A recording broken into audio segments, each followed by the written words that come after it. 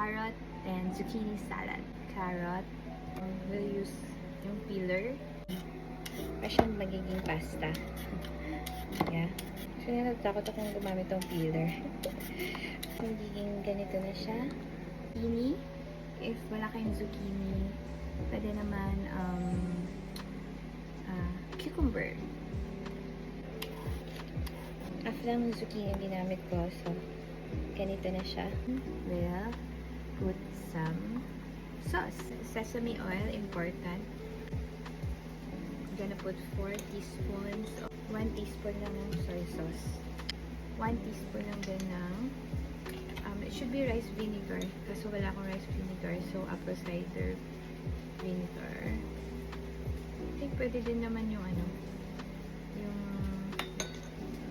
yung white vinegar. Put honey, 1 teaspoon. Okay na siya for me. Sesame seeds. Kulangan pa kayo ng sauce.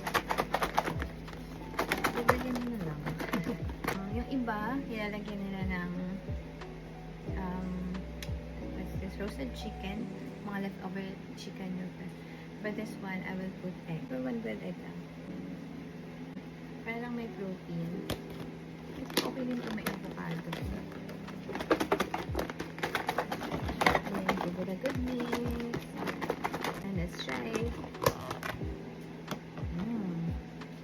Let's try.